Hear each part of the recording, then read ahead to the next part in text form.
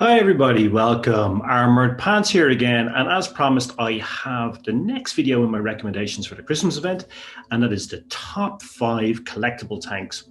As I said before, with the premium tanks, this doesn't necessarily mean they're the best tanks, doesn't necessarily mean they're going to be the tanks that you're going to enjoy playing the most. These are just my 5 recommendations if you're looking for some inspiration as to what to get in the Christmas event. So it's a companion video to the other one we did on the premium tanks, but if you're looking for 5 recommendations on the collectibles, here goes. Now, like the last video on the premium tanks, I'm going to make this a bit interesting. So we're going to do this armored analogy or pants parody again. So I'm going to ask you to tell me if the following story is true or false. Is it an armored analogy or is it a pants parody? So again, like the previous video, I have something to show you. So here it is. Now, can you see it here, guys? So this is a stopwatch, right? It's mechanical stopwatch. You wind it up like this. You hit the button there and it runs, as you can see. It's in perfect working order. And this is a stopwatch used by submariners. Now, why do submariners, you need a stopwatch? Well, they use it for drills, etc., timing crew, in terms of, you know, how efficient they are in loading torpedoes, emergency dives, etc., etc. However, what it's most used for in the pre-digital era, in the pre-computer era, was timing torpedo shots. So basically, captain plots a solution, they fire the torpedo. They know the torpedo should hit after a certain number of seconds. If they don't hear an explosion, they know they've missed, right? And they need to replot the solution, etc. So this is a key piece of kit for any submariner.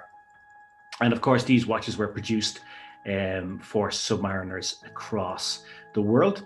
This particular one is by Excelsior Park, a Swiss manufacturer, and this was manufactured between 1930 and 1939 and was used by U-boat commander during the Second World War. You can see here we hit stop the timing, then resets it, so it's in perfect working order. It also has this beautiful little piece here at the back. If I open the cover and show it to you, can see here, this doesn't have an inscription, but this is actually for putting in an inscription. So if a wife bought it for her husband, a father for his son, etc., etc., you get the picture. But this one has no inscription on it, so it's quite unique. It was never given to anybody as a gift. So probably, we don't know, but probably the U-boat commander bought it for himself. So there you go. It's in perfect working order. You're maybe wondering where it came from. So like the shell, it came from Budapest. That's obviously not originally where it's from. But a friend of mine, you know, I collect watches. I mentioned that before. A friend of mine is also a watch collector in Budapest. He's also a watch mechanic. And he found this piece in a shop. He bought it and he gave it to me for a Christmas present one year. So that's where it came from. So a very beautiful little piece. So the question is, guys, is what I just said true or false? Is it an armored analogy or is it a pants parody? Write your answer into the description and we'll do a draw and we'll give away some gold before Christmas. So I hope you found that a bit interesting. Now on with the tank recommendations. So what tanks would we go for? Well, do you remember we described the Object 252U in the premium collection as, you know, after a bar fight, 2 guys walk out and it's both of those guys? Well, the bouncer that comes along and beats the shit out of those guys is the Smasher. It is one of the most OP tanks in the game. If you don't have one, get one. If it's available in the Christmas event, get yourself a Smasher. You know, Smasher is, you know, one of those tanks that causes a lot of ire amongst the gaming community, but mainly it's people who don't have it, right? So you don't want to be the guy without it or the gal without it, right? So if it's available, you need to get it. I mean, it's just one of the most OP tanks there is. Second recommendation is perhaps also an OP tank. It's a tank which I recommended as my #1 pick if it's available for the Christmas event in the video I did with Meadsy.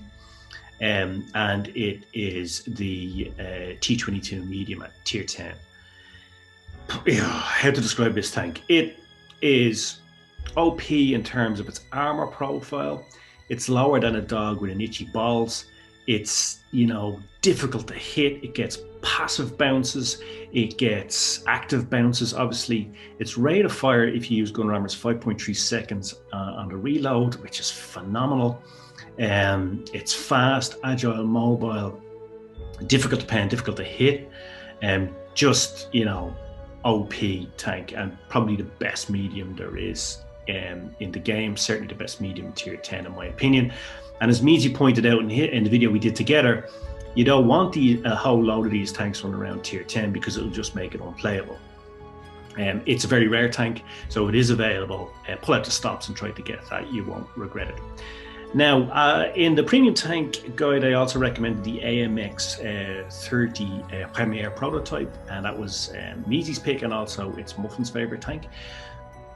It's big brother, and we describe this as the tank that would steal your girlfriend. Well, the tank that would steal your girlfriend back from the guy who stole your girlfriend is the AMX 30B, right? It's tier 10, bigger brother. It's a beautiful looking tank. If it were a person, it would be Margot Robbie at a bikini shoot without the bikini. It is just a beautiful looking tank. It has lines that James Bond would use after killing somebody. It's just a beautiful looking tank. Perfect example of French engineering. Perfect hold down as well. Tank, really, really good. Tank I really enjoy playing, and I would definitely recommend it for you if you don't have it and you're looking for something around tier 10.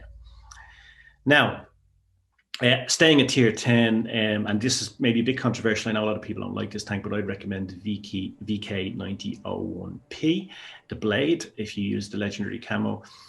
For me, it's just tip of the spear type of heavy tank. Quintessential heavy in that you go in, you seize that strategic position on the map, you absorb punishment for your team. And if you like playing that role in a heavy tank, then this tank is definitely one that you will enjoy. Now, the last recommendation, it's a bit quirky, right? And I'm going to go down the tiers. I'm going to go down to tier 5. And I'm going to recommend the Panzer IV Hydro, or the Panzer IV Hydro Stat. Now, this tank is as rare and as an apology from Russell Crowe, and it's as difficult to find as Priti Patel's Empathy. It is really one of the rarest tanks in Blitz. It doesn't come out very often. I'm not sure if it's going to be in a Christmas event. I haven't confirmed the lineup yet, but if it's there, try to get it. You're probably thinking, well, Armored, I don't play tier 5, I'm a Unicum, super Unicum type of guy or gal, I don't go down to tier 5. Okay, well then there's plenty of other recommendations there for you in the higher tiers. But I know a lot of people do play tier 5, and tier 5, 6, and 7 are the most played tiers. But even if you don't play this tier, I'd recommend this tank because it's historically really, really significant tank. In case you're wondering what the Hydro is, it's basically a experimental tank the Germans built in 1944. It's based on the Panzer IV-G, and it basically was a Panzer IV-G in which they put in a hydrostatic engine system. If you're wondering what a hydrostatic engine system is, well, it differs to a combustion engine in that a combustion engine basically uses the fuel to create these internal combustion, the explosions, which drive the pistons up and down, and that gives it the power. Hydrostatic engine system is far more efficient, far more advanced, and it basically uses the liquid pressure to push the pistons up and down. In this case, oil pressure.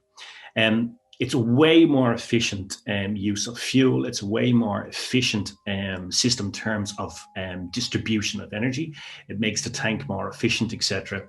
And now it's used in lawnmowers, agricultural equipment, anything where there's a differential power distribution required.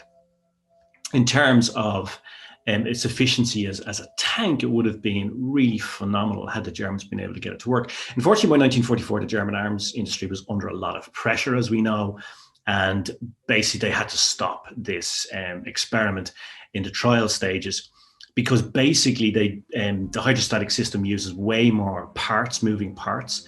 It's way more complicated, and the armaments industry wouldn't been able to make this on a significant volume to make it worthwhile.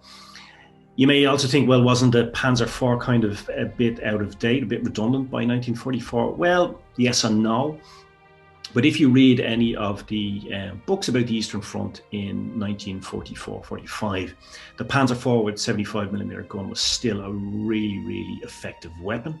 It was really reliable, and the 75mm gun could still hold its own, even against next generation Soviet tanks like the IS and the IS-2.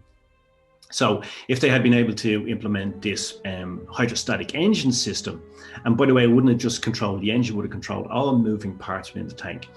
This would have been a formidable weapon. So, you know, even if you're not interested in playing Tier 5, if you're interested in the history of tanks and getting historical tanks within Blitz, then the Panzer IV Hydro is one I would definitely recommend for those reasons I just mentioned. My wild card, as I had a wild card in the premium tank picks, the wild card pick for me here, and again I'm saying because it was recently an event, so I don't know if it's going to be in the lineup for the Christmas event. It was recently in the Battle Pass, but it's the BP-44 Eraser. It's like the Arl, but it has a much different gun system. It has you know, bigger cannon, has really amazing frontal armor. It was a very, very effective tank when it came out in the Battle Pass event a couple of months ago. So if you're looking for a wildcard pick, and it is there, and you do enjoy playing the heavies, and you enjoy playing the Arl, then I would definitely recommend this. Plus, there's great detail involved. As you can see here, there's a lot of detail went into the design of the tank. Very, very nice event tank that came out in the Battle Pass a couple of months ago. So as I said, if it's available and you're looking for a wild card at Tier 6, then I would recommend this. So that's the recommendations, the 5 picks plus the wild card. Hope you enjoyed it. I hope you found it useful. As I said, tell me if the story I told you and the watch I showed you is in fact true or false. Is it an armored analogy or a pants parody? Write your answer into the description along with your in-game name and the server you play on. I will give away some gold to help you guys in the Christmas event to one lucky winner, and I will post the results somewhere around 18th to 20th of December, so there's plenty of time to enter. So guys, hope you found it useful, hope you found it enjoyable, and now, as always, I guess all remains for me to say is pants off.